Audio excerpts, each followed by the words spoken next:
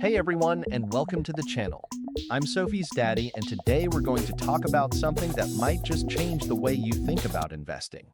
A cruel truth you need to know in stock market.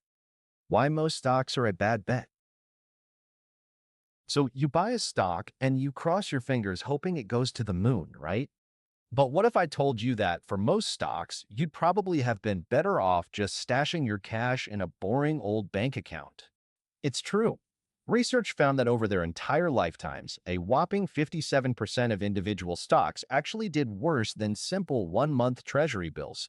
That's like 4 out of every 7 stocks you could pick. They couldn't even beat the return you'd get on cash. Crazy, right? But hold on, it gets even more wild. What do you think is the single most common, most frequent return for an individual stock? A tiny gain? A small loss? Nope. It's a total wipeout, a minus 100% loss. Your entire investment, poof, gone forever. So if your strategy is to just randomly pick a stock, you might as well head to a casino. At least you'll get a free drink. I know what you're thinking, but the stock market is always going up. Look at the S&P 500. It's a rocket. And you're not wrong, but there's a trick to it. The S&P 500 is what we call a market cap weighted index. That's just a fancy pants way of saying the biggest companies have all the power. And I mean all the power. Check this out. Apple makes up over 7% of the entire index. Microsoft is almost 7% too. Just those two, along with giants like Amazon, Nvidia, and Google, basically control which way the index goes. Their success paints this beautiful rosy picture, but it hides the fact that a ton of smaller companies are just trying to stay afloat. This is the index illusion. The success of a few giants tricks you into thinking everyone is winning, but in reality, most are just treading water or sinking. So here's the truth about the stock market. If you don't understand this, you should probably just stick to buying index ETFs like SPY or VOO. Otherwise, you're just food for the sharks. And the truth is this, big companies survive better. And because they survive better, they get bigger. It's a cycle.